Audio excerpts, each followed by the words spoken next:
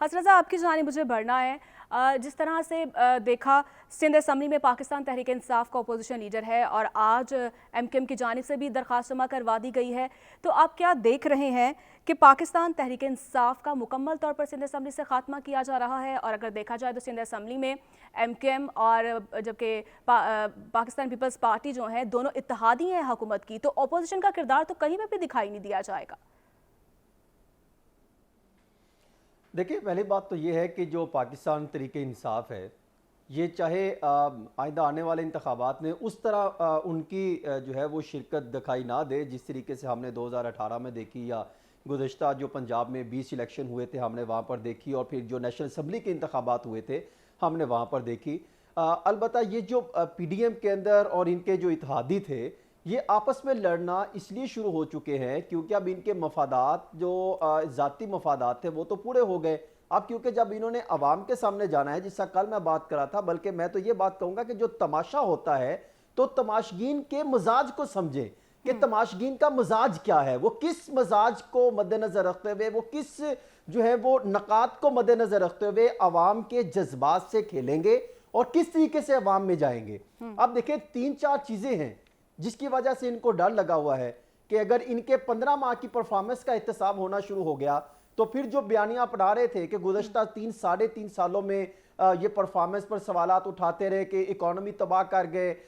Departments को इन्होंने ख़राब कर दिया, इस तरह की जो है मुख्तलिफ किस्म की जो इन्होंने एक लंबी चार्जशीट जो है तहरीक इंसाफ के खिलाफ जो है वो जारी करते रहे। अब बुनियादी तौर पर 15 माह बाद इनके खिलाफ भी चार्जशीट सामने आने लग जाएगी, जो अवाम इनसे सवाल पूछेगी। क्या बताएं कि 1 साल में 15 माह में आपने क्या हमें परफॉर्म करके दिखाया, क्या आपने अवाम गरीब अवाम को सहूलियात के लिए कौन से इकदाम किए। बुनियादी तौर पे जब इनकी करतूतें अवाम के सामने आएगी कि कितने बड़े ठेकों में किस तरह जो है किक्स बैस लिए गए या नहीं लिए गए, किस तरह के जो इल्जामात लगते हैं, फिर इसके बाद मनपसंद को निगरान सेटअप में कई, जिस तरह आप देखें खैबर पख्तूनख्वा की जो बात चल रही है, जो बार बार जो है अहमद वली खान ये बात करते हैं कि यहाँ पर चेक किया जाए कि किस तरीके से गवर्नर हाउस जो खैबर पख्तूनख्वा का है वो किस तरीके से खैबर पख्तूनख्वा में मुदाखलत कर रहा है। इसकी जब तहकीकात होगी, दर्जा चहारम तक के मुलाजम का तबादले की तहकीकात होंगी, तो शायद आप भूल जाएंगे माजी में कि उस्मान बुज़दार कैसे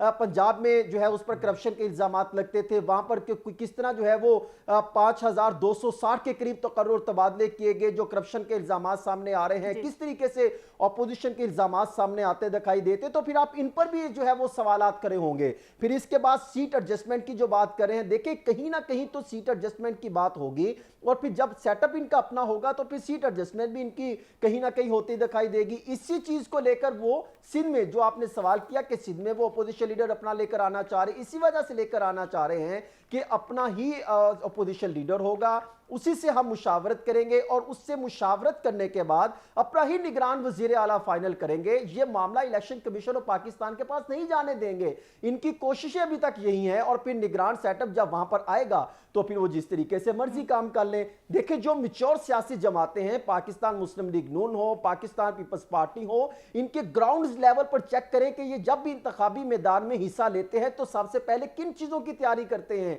अपने जो है ग्राउंड लेवल पर अपने जो है वो पोलिंग एजेंट इनके लगाए होने चाहिए, इन्हीं के सारा सिस्टम होना चाहिए, इन्हीं का निजाम होना चाहिए, इन्हीं की जो फरिश्ते तैयार होंगी वो भी इन्हीं की होनी चाहिए। तो फिर उसको मद्देनजर रखते हुए तो आपका क्या ख्याल है, तो वो फिर शफाफ इंतखाबात होंगे। देखिए, माजी में आप रिसेंटली चले जाएं, 2008 के इंतखाबात देखें, 2013 के इंतखाबात देखें, फिर 2000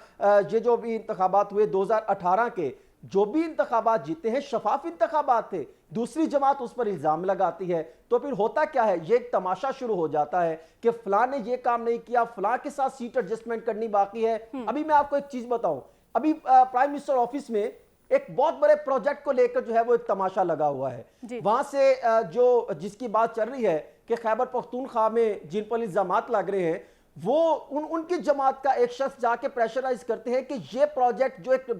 बिलियन का प्रोजेक्ट है, कि ये प्रोजेक्ट का जल्दी से जो है वो टेंडर करवा दिया जाए। एक वजीर पाकिस्तान पीपल्स पार्टी का आकर कहता है कि